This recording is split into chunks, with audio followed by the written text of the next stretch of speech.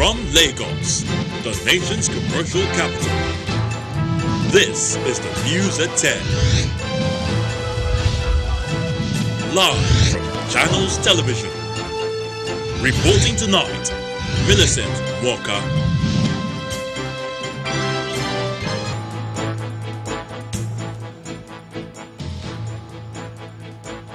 Good evening. Tonight, worries over rising community spread of COVID-19 in Lagos. State government raises concern over disregard for non-pharmaceutical protocols by residents.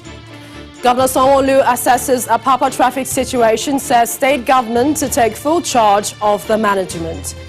As the year draws to an end, we begin our review of the various sectors of the nation in 2020 with a focus on security today. And concerns grow over very high COVID-19 infection levels in the United Kingdom as the country's health authorities struggle to cope with rising patient numbers. Plus, you'll see business, sports and international news. On business news tonight, National Assembly transmits 13.5 trillion naira 2021 appropriation bill to President Buhari for assent. On sports news tonight, Manchester City's Premier League game at Everton today postponed owing to COVID-19 outbreak among the City squad.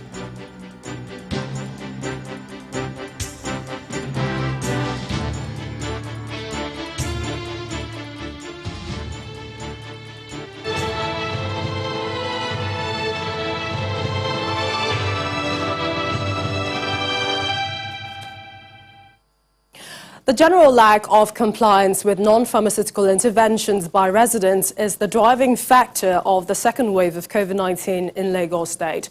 This is according to the State Commissioner for Health, Professor Akin Abayomi, who is raising concerns over what he calls a rise in community transmission of the virus, even though it is not as high as it was between July and August. He, however, notes that testing capacity in the state has increased, yet the trend in positivity shows the virus transmission is increasing more this festive season because people are gathering. Our correspondent Mary Alale Yusuf has more. Ever since cases of COVID-19 started increasing, many have wondered what is responsible for the trend. Can you catch COVID twice? The Lagos State Commissioner for Health is tackling that question as it concerns the state. We came out of our first wave. I think, generally speaking, Lagosians started to relax. You could see, you go out, most people don't wear masks, most people are crowded. They've started to gather in social events. Churches have opened up, schools have opened up. There's a combination of community transmission, and there's a combination of increased testing. The Commissioner confirms that the virus has mutated, but says it is a natural process and does not necessarily make people sicker than previously. There is very little evidence that these mutated coronaviruses, Corona-19 viruses, are behaving in any way very different from the parent. And we certainly haven't observed that the virus is more dangerous. In fact, more people are living from COVID-19 infection than were living at the beginning of the outbreak. On the matter of dangerously reduced oxygen levels, leading to shortness of breath in symptomatic sufferers, there is now an answer. So you can suddenly realize that you're short of breath, and you don't even know that you're COVID positive. So it's not just for COVID positive people. Anybody who is suddenly feeling that they're having difficulty breathing must find themselves to one of those 10 oxygen kiosks. The first of 10 oxygen camps, which doubles as a sample collection site, is commissioned at the Mother and Child Care Hospital at Etiosa. For the useful utilization of this facility. The local government with the highest level of transmission in the state. Mary Alale Yusuf, Channels Television News. Staying with the pandemic, it might be a different crossover for many Christians, as in line with the order by the Lagos state government, the state chapter of the Christian Association of Nigeria, CAN, has asked churches to ensure the traditional crossover service on December 31st end by 11 p.m., giving room to congregants to get home before the national curfew, which starts at 12 midnight. That's coming from the CAN chairman in the state, Bishop Stephen Adigbite, who was speaking during a briefing in Lagos. He added that the state had given valid reasons why the crossover services cannot be held till after midnight. This media briefing becomes necessary following stories making the rounds that suggests that the leadership of CAN is at loggerheads with the government in the state over the 2020 crossover night. I wish to state unequivocally that this is not correct. Yes, it is true that during an earlier interaction with the state government, we made a request that the curfew imposed by the federal government should be relaxed to allow for Christians all over the state to observe this all-important service in the Christian calendar in their churches between the hours of 10 p.m. and 12 midnight. As part of our responsibility as a law-abiding organization and in response to the appeal made to us by the state governments, we hereby direct that all churches should ensure that their services on the 31st of December 2020 ends at 11 p.m. so as to allow attendees get to their respective homes and places of rest on or before 12 midnight. Meanwhile, the Nigerian Medical Association, NMA, is seeking more funding for health workers as the COVID-19 pandemic continues to rage on, with health workers on the front line bearing the brunt. The NMA president, Professor Innocent Uja, who is a guest in our program, Sunrise Daily, says the association will be seeking more funding from the federal government through reduced risks for health workers. At least 20 doctors died in the past week after contracting COVID-19 in the course of treating infected patients who failed to disclose their true health status. Need the support of PTF and the Federal Ministry of Health, because the NMA does not have luxury of money. We need funds that will make people move out. What we can supply, which we have the capacity and ability to do, is those who will carry out this research. What we don't have is that we don't have sufficient funds to move around the country.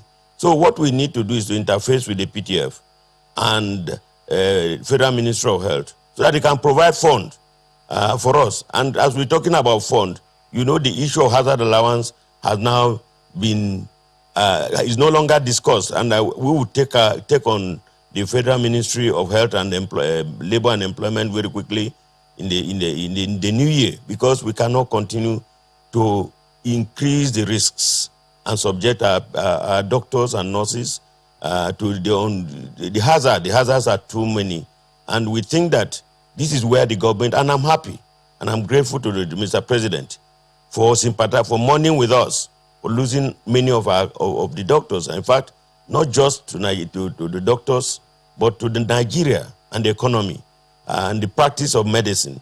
So in this case, I am happy that if we now approach the Federal Ministry of Health and PTF, they would come face to face with us so that we can discuss, because we have the manpower to do this, but what we don't have is the enabling environment, including funding.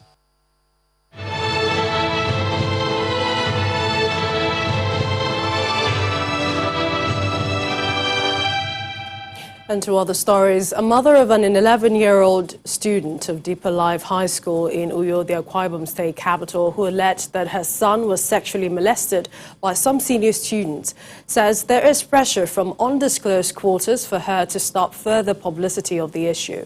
Mrs. Deborah Okezie had posted a video on Facebook where she alleged that her son, a GSS 1 student of the school, was sexually abused, frequently starved and beaten up by the senior students who moved him from his hostel to another hostel originally meant for senior students. The release of the video resulted in the suspension of the principal of the college by the school authorities, while the state government also launched an investigation into the allegation. Mrs. Okezie had earlier agreed to speak to Channels Television on the incident, but subsequently stopped picking calls from our reporter after expressing concern over threats and pressure from undisclosed quarters.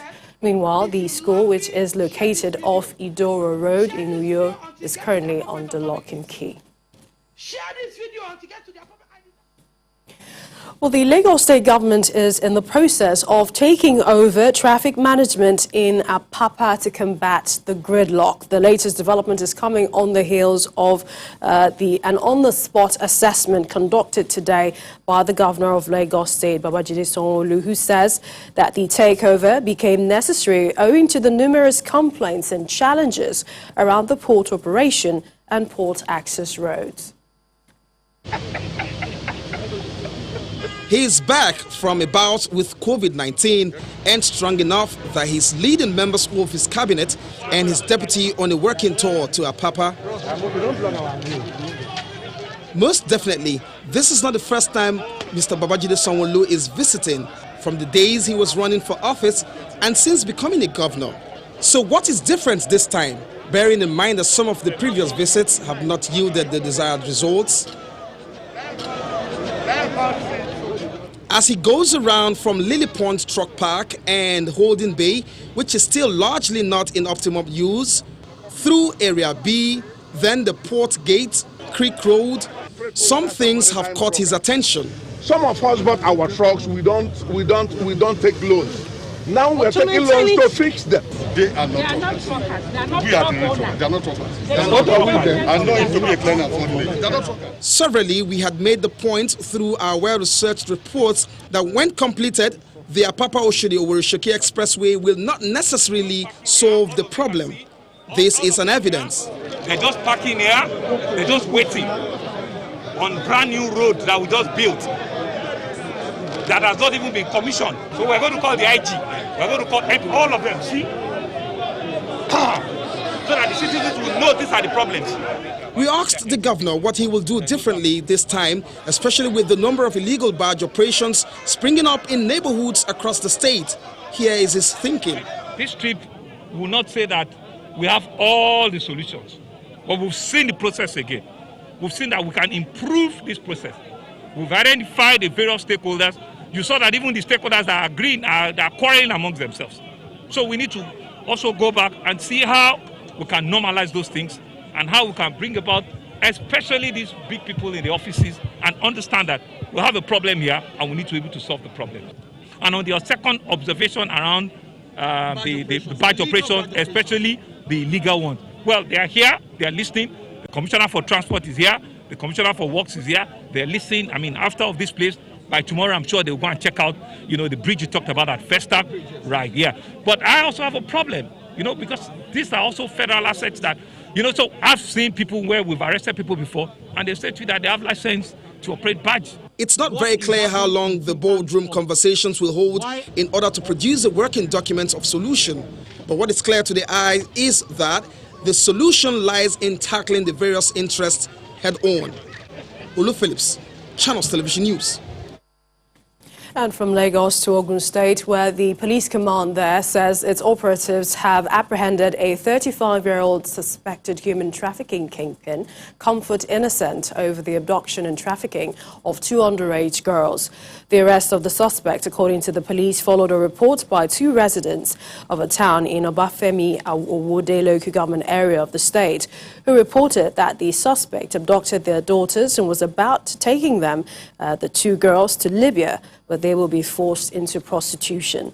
After arresting the suspect, she reportedly confessed being a human trafficker and that she's been in the business for a long time. Comfort Innocent further confessed that her husband is based in Italy while she stays in Nigeria, recruiting young girls, sends them to her husband en route to Libya, where they will be used as prostitutes. The 2 girls have been rescued by the Kaduna State Police Command. Over in Kaduna State, security agencies have confirmed the killing of a notorious bandit, Nasiru Kachala. Security sources say Kachala, who has been on the run for masterminding several criminal acts, including kidnappings, killings, cattle rustling and banditry along the Kaduna-Abuja highway, was killed in a clash between his gang and a rival group of bandits.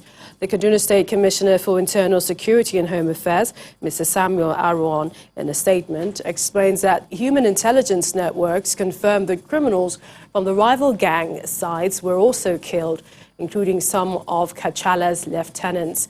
According to him, the clash occurred in a forest around the boundaries of Kajuru, Chikun local government areas of Kaduna Central Senatorial District, following a dispute over a large herd of rustled cattle.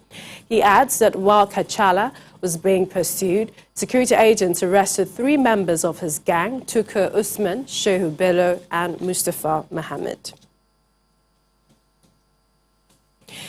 In part 2, after the break, gunmen abduct at least 20 people, injure many others in Niger communities. Plus, we kick off our assessment of the various sectors as the year 2020 draws to an end, beginning with security today.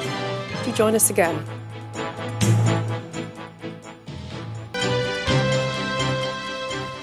Welcome back. If you just joined us, you're watching the news at 10 live on Channels Television Lagos. A reminder of our top stories. Worries over rising community spread of COVID-19 in Lagos. State government raises concern over disregard for non-pharmaceutical protocols by residents.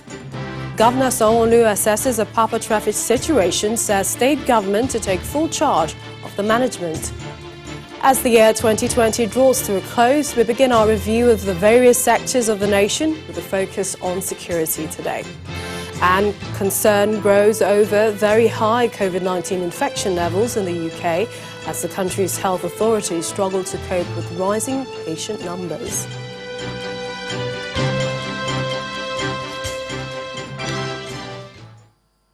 And to security, we're barely 10 days after the release of over 300 students of the government science secondary school Kankara in Katsina State. There's been another attack by bandits in the state. The latest attack is 2 local government areas of the state, which has left 1 person dead and 8 others abducted. The police PRO in the state, Mr. Gambo Issa, who confirmed the attack, says the bandit struck on Sunday evening, killing a man identified as Somalia Abdullahi, while a newly wedded couple were also abducted at Frunka community in Safana local government area of Katsina State. He also confirmed the abduction of 8 persons from Rimi in Sabuwa local government area of the state. Meanwhile, at least 20 persons have been reportedly attacked by gunmen at Maitumbi community in Boso local government and Kuchi community in Munya local government area of Niger State. The chairman of Boso local government, Mr. Abubakar Gomna, confirmed this to Channels Television. According to him, armed men numbering over 30 attacked Maitumbi community between 11:30 p.m. on Sunday and 1 a.m. on Monday and opened fire on some residents. He also said some members of the vigilante group tried to stop them but were overpowered. Meanwhile, 3 members of the vigilante group were said to have been abducted. According to Mr. Gomna, the abductors have placed a ransom of 5 million naira on each of the abductees through a telephone call they made with families of the victims. In the attack at Kuchi in Munya local government area of the state, at least 5 persons were said to have been injured, with at least 17 persons reportedly abducted. Now, 2 persons were today killed by angry mobs in Ibadan, the Oyo State capital. The spokesperson of the Oyo State Command, Mr. Benga Fari, who confirmed the incident, said while 1 person was set ablaze in Molete, the other person was killed in Okeado area of the city.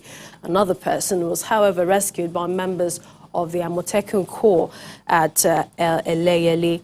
The police spokesman says while investigations has already commenced into the causes of the mob action, members of the public are once again warned against taking laws into their hands, which is now becoming a recurring decimal in the state. He says if allowed to continue unabated, jungle justice could lead to the termination of innocent lives unjustly. Just 3 weeks ago, an angry mob had killed a man who was part of a team that robbed a motorcyclist in Ulomi area of Ibadan. And over to the National Assembly, where the House of Representatives has denied that it apologized to President Muhammadu Buhari for inviting him to appear before it over security matters. Spokesperson of the House, Benjamin Kalu, in a statement says the House is unperturbed about the failure of the President to appear before it over security matters. The statement reads in part, "For the avoidance of doubt, the House never apologized to anyone for exercising its constitutional mandate, and the Ninth Assembly of the House of Representatives will not do anything to desecrate or destroy the critical institution of democracy, the legislature. We strongly believe that President Muhammadu Buhari subscribes to these democratic ethos and ideals as well." According to Mr. Kalu, the motion to invite the President over security matters was sponsored by representatives from Borno State on behalf of the people, adding that the House had earlier invited the President to appear and brief lawmakers on the state of security following the murder of some 43 rice farmers in Borno State in November. Now, the spate of kidnapping, banditry and other security threats has made the year 2020 a horrifying one, not only for security agencies, but for Nigerians, particularly those directly affected. Let's kickstart our assessment of how the nation performed in various sectors in 2020, looking at security and ways of combating the many challenges. The year 2020 began on a note of heightened concern about the worsening insecurity in the country, but with renewed hope of overcoming its biggest security challenge since 2009, the fight against Boko Haram terrorists in the northeast. Even that has since been compounded by banditry in the northwest, which continues to claim many lives. Clashes between farmers and herdsmen in the north central and other parts of the country seem to have occurred on a reduced scale compared to last year, but the north central, especially Niger and Kogi states, are witnessing rising banditry. Although the military continues to report some success, the security challenges remain. The northeast state of Borno remains the epicenter of insurgency, with the state governor escaping 2 attacks between July and September 2020.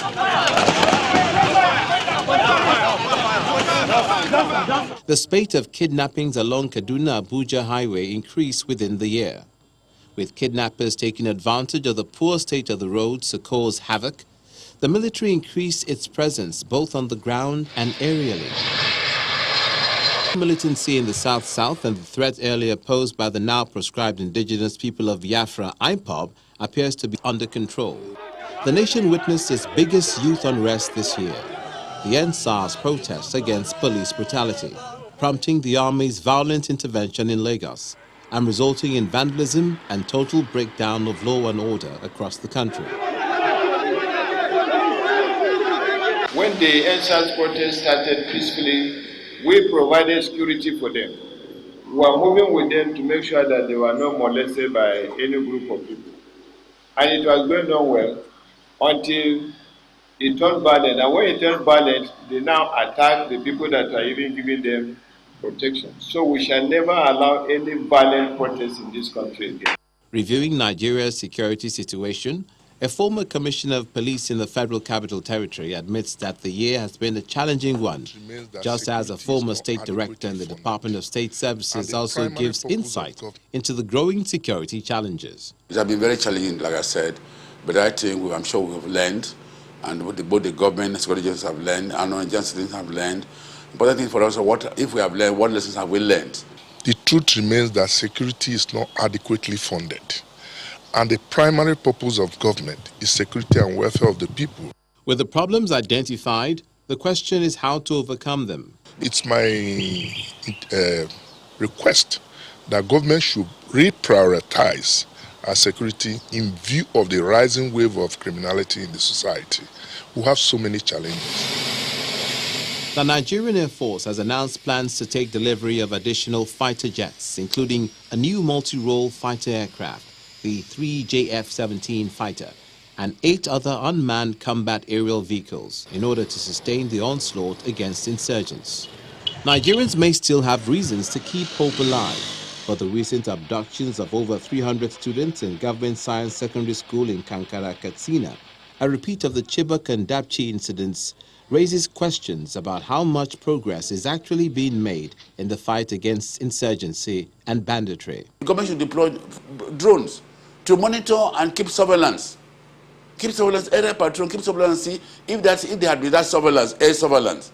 I'm sure they must have been seeing these trucks coming in, and when they were loading these students, and they could have been seen, and then could have been intercepted and prevented. As the year 2020 comes to an end, surmounting the present security challenges and perhaps emerging ones may remain in the front burner in 2021. When the news at 10 returns, we continue with our focus on security. We have joining us from our Abuja studios a retired military officer. Plus, National Assembly transmits 13.5 trillion naira 2021 appropriation bill to the president for assent. That's in business news. Please join us again. And we begin our review of the various sectors of the nation in 2020 with a focus on security. We're now being joined live from our Abuja studios by retired military officer, Brigadier General Sani Usman. Happy holidays. Thank you for joining us on the news at 10. I'd like to begin by asking how, in your estimation, you would say that the nation fared in 2020 as it concerns the efforts on security. Thank you very much for having me, and good evening. Well, if we are taking stock of the security sector in this country, I think it has been a very, very, interesting one, in the sense that it is a year that Nigerians will not easily forget because of the security challenges encountered. But that notwithstanding, a lot has been done, and in terms of security, stemming the security challenges, and a lot also need to be done also. The issue of the presence of fifth columnists in the army as a factor, making it more difficult to win that war, has been a recurring decimal. Why is it difficult to deal with this matter once and for all? Well, I think you are belittling the issue in the sense that you are narrowing it to the army. And I think maybe you should widen the scope, maybe to include the security sector as a whole. And well, when you look at it, you have to look at it from this perspective, that there is the issue of war economy is real. Whenever you have complex situations, there are people that take advantage of it and benefit from it. And these are the key actors or key players, or rather the stakeholders involved. And it takes but a concerted effort to find out exactly which sector specifically those people operate. Take, for instance, even among the, let's say, the issue of, let's say, informants, among the society. Definitely, the security agencies work on intelligence, but who are those people that give the intelligence, at what cost? And given the level of security awareness, sometimes involuntarily people, maybe through, unguarded utterances, they offer information, and those with dubious minds or intents will take advantage of it. And it is not just the physical aspect of it. Even when you look at the issues of cyber security and, of course, the attacks or, the activities of bandits and terrorists, to a large extent, they are not magicians. People also assist them.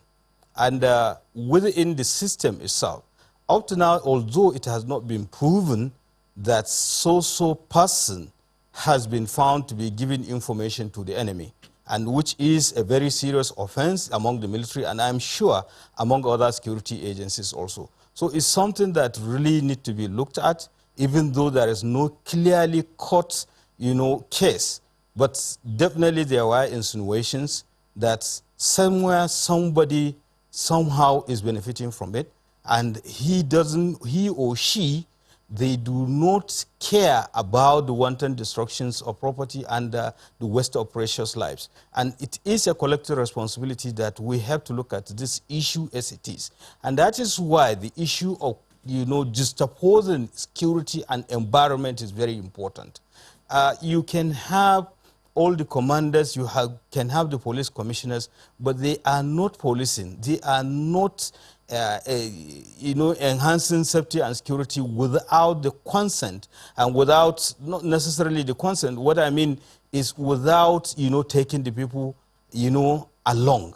And by taking them along, the stratification of the Nigerian society, it is not everybody that is on the same page with the fact that we need to live in peace and harmony. Brigadier General, why you have isolated, or you have cases of people, gun running, people supplying drugs, people. Take, for instance, let's even look at it, the average, bandit.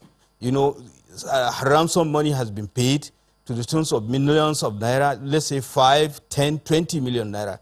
I doubt if a bandit will be roaming about within the bush with a sack of 20 million naira on his back. So essentially, some of the things, if I may, some of the things you've mentioned, is also why, for example, Financial Times has described Nigeria as a failing state because of the insecurity situation. But as we head into 2021, and briefly, if you can, what should our security agencies do differently in tackling the insecurity?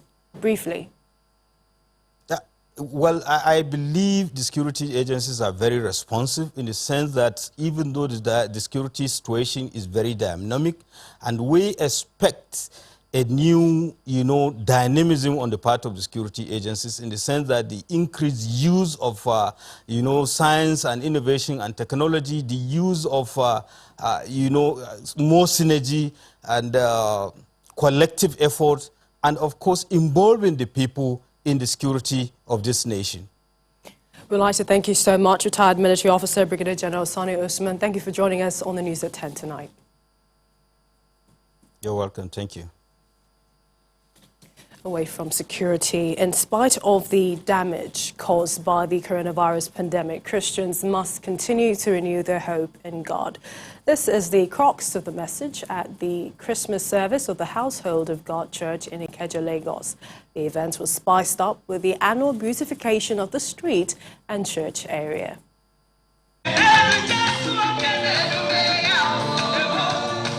This is a display of illuminating Christmas lights in their splendor that greets everyone who visits the Household of God street in Ikeja.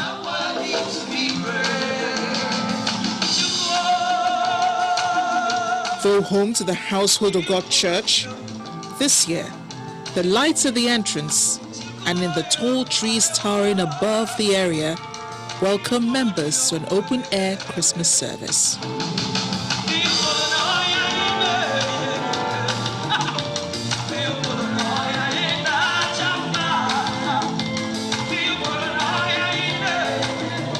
Then to the very essence of Christmas.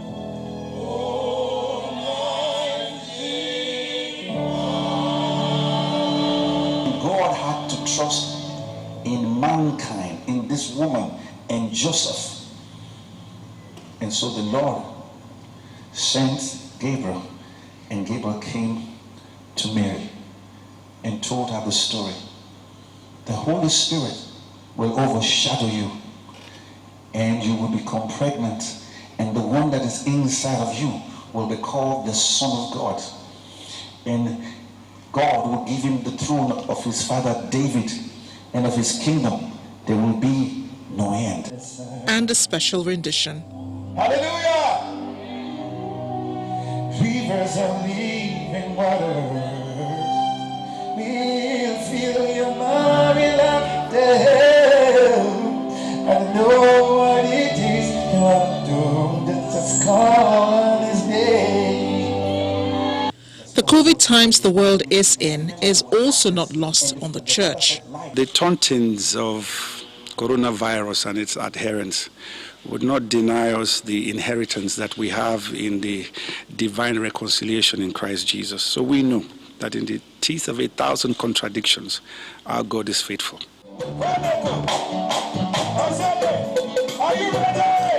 Christmas is synonymous with decorative lights, which give people a sense of hope that we are all in this together. And that is the biggest message from the Household of God Church as captured in this special service.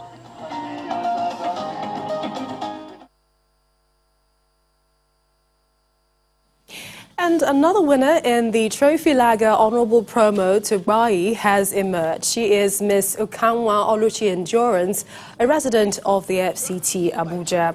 As the fifth winner in the fourth round of the promo draws held in Lagos, she has been rewarded with 1 million naira. Yeah, it's Joseph Yobo. How are you? I was actually like, I didn't believe it the first time, but when I saw him, I was like, this face looks familiar, this face looks familiar, this face, oh my God, I was so excited. You believe you could win. What was your attitude and thought after participating? I was just doing it. It's just like when you buy a recharge card, you just scratch it and you throw the card away or something like that. Hey, my dear, you should, in fact, start drinking trophy now. The promo is designed to reward consumers of the premium beer brand across the country with lots of airtime and cash prizes ranging from 5,000 naira to 1 million naira. According to International Breweries PLC, brewers of Trophy Lager, more millionaires are expected to emerge in the weekly draws. Consumers are also encouraged to participate in the promo by checking under their favorite Trophy Lager beer crown cork for a code that will provide an opportunity either to become millionaires or win other numerous airtime and cash prizes. Over to some business news now. Here's Tenyola Shubowale.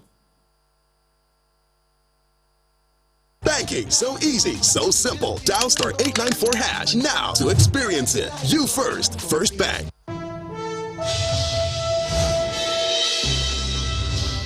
Thanks a lot, Millicent. Welcome to Business News. The National Assembly has transmitted the 2021 appropriation bill of 13.5 trillion naira to President Muhammadu Buhari for assent. Federal lawmakers had last week passed the budget and raised its total sum by 508 billion naira. On October the 8th, President Muhammadu Buhari presented the 2021 budget of 13.08 trillion to a joint session of the National Assembly. The budget is predicated on an exchange rate benchmark of 379 to $1 and crude oil production of 1.86 million barrels per day at $40 per barrel. The approved budget figure by the National Assembly comprises total capital supplementation of 1.06 trillion naira, total capital expenditure of 4.1 trillion naira, statutory transfers of 496 billion naira, and recurrent expenditure of 5.6 trillion naira. The passed budget bill by the National Assembly also provided the sum of 3.3 trillion naira for debt servicing. Ahead of the commencement of the African Continental Free Trade Area Agreement on Friday this week, the federal government has declared January 2021 as the month to campaign for its importance to Nigeria. The Minister of Industry, Trade and Investment, Mr. Adeni Adebayo, who made this known in a statement through his special assistant on media, says the Continental Trade Deal will form a $3.4 trillion economic bloc in which the country must play a leading role. The commencement date of the AFCFTA on January the 1st will signal the beginning of the implementation of a single continental market for goods and services with free movement of business persons and investment across the continent. The Lagos Chamber of Commerce and Industry is projecting a negative growth territory of -2% and -1% for the Nigerian economy by the end of 2020. In its economic and business review for the year 2020 and outlook for 2021 released over the weekend, the LCCI says the magnitude of contraction this year will be more severe compared to year 2016's annual contraction of 1.62%. According to the report, Nigeria's recovery prospects depend largely on oil price and production level, as GDP performance in recent quarters has significantly mirrored trends in both variables.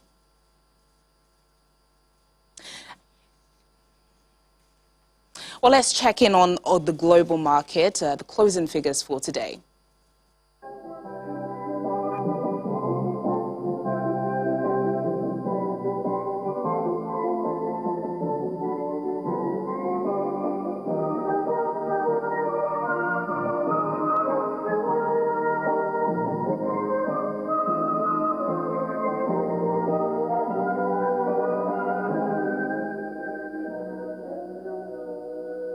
And that's business news tonight. It's back to you, Millicent. Banking, so easy, so simple. Dial *894# now to experience it. You first, First Bank. Thanks, Teniola. Still ahead on the news at 10. Concern grows over very high COVID-19 infection level in the United Kingdom as the country's health authorities struggle to cope with rising patient numbers. That's from the international scene. You stay with us. Now, from Monday in South Africa, indoor and outdoor gatherings will be banned, a curfew introduced from 9 p.m. to 6 a.m. and alcohol sales prohibited. The South African president announced tougher coronavirus restrictions after the country recorded more than 1 million COVID-19 cases. And over to the UK, another country battling a new coronavirus variant. Health officials say there is growing concern over the very high coronavirus infection levels. London studios, here's Simon Pusey with more on Around the World in 5. Good evening and welcome to the Channel Studios here in London with your international news around the world in 5. The European Union has begun its unprecedented vaccination campaign, which aims to reach 450 million people across the continent. The members of the EU have received the first doses of the Pfizer-BioNTech vaccine. Italy has rolled out the vaccine in the region of Lombardy, the epicenter of the first coronavirus outbreak. Germany has started the vaccination in nursing homes across the capital, while France, Spain and Denmark have also all begun their vaccination efforts. Meanwhile, EU member states have unanimously approved the post-Brexit trade deal. The ambassadors from the 27 member states have paved the way for the deal to become law on January the 1st, as the UK Parliament is expected to approve it on Wednesday. The deal is the result of 9 months of negotiations, and it officially ends a nearly 50-year UK membership of the EU bloc. Hundreds of trucks are still stranded at the UK port of Dover. Thousands of lorries have been allowed to cross the channel after spending days in queues at the border. However, the backlog remains. The delays followed France's decision to close its border last Sunday after the discovery of a new coronavirus variant in England. Lorry drivers that are crossing the border from Britain to France are now required to show evidence of a negative coronavirus test taken within the previous 72 hours. President Donald Trump has finally signed the $900 billion stimulus aid package days after calling the measure a disgrace. The package will provide billions of dollars for the distribution of vaccines and money to keep the government open for the rest of the fiscal year. The measure has been enacted less than 48 hours before the government would have shut down, and just days before an eviction moratorium and other critical pandemic relief provisions are set to expire. Meanwhile, American authorities have identified the man responsible for the bombing in Nashville on Christmas Day.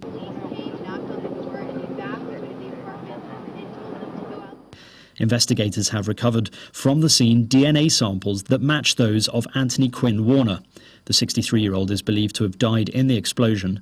The bombing, which has taken place in the city's downtown area, has left at least 3 injured and has damaged more than 40 buildings. The blast has come from a motorhome owned by Mr. Warner. The RV exploded at 6:30 this morning. We do believe this to have been an intentional act. A Chinese journalist who had reported from Wuhan at the height of the first coronavirus outbreak has been jailed for 4 years by a Shanghai court. The citizen journalist, Zhang Jian, has been found guilty of picking quarrels and provoking trouble. The offence has been used in the past by the Chinese government to target dissidents and human rights activists. She has reported for more than 3 months on the harsh lockdown measures imposed on Wuhan residents. Her work stopped in mid-May after being detained by police. Niger has begun counting the votes of the historical election that is expected to be the nation's first transfer of power between two democratically elected presidents. Former Minister of the Interior, Mohamed Bazoum, is expected to succeed President Mahamadou Issoufou, who is stepping down after 2 5-year terms. A peaceful transfer of power would be a milestone for Niger, as it has experienced 4 coups since gaining independence from France in 1960. And finally, a Colombian restaurant in Bogota is offering a 24-carat gold-topped hamburger. The burger is topped with 5 pieces of 24-carat edible gold leaves imported from the United States. The burger, of a rather large size, is priced at $60 US. The chef cooks it like a normal burger on the grill, and then each of the gold sheets is carefully placed by the cook on top of it. In between the brioche bread, there are double beef patties, crispy caramelized bacon, crispy onion, and double cheese. And that's your international news around the world in 5. Now back to the channel studios in Lagos.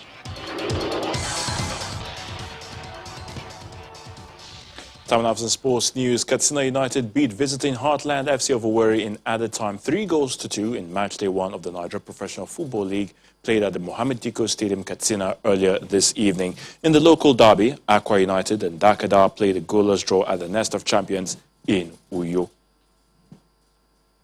In England, Manchester City's Premier League game at Everton tonight has been postponed because of a COVID-19 outbreak among the City squad.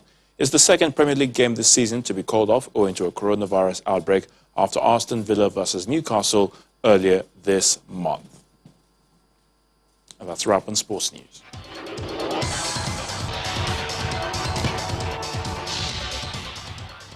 And the main news again, the Lagos State government today raised concern over what it described as the disregard for non-pharmaceutical protocols by residents. The Commissioner for Health, Professor Akin Abayomi, blamed the rising community spread of COVID-19 in Lagos State on the situation. That's news at 10 tonight. Thank you for watching. I'm Millicent Walker. Have a good night.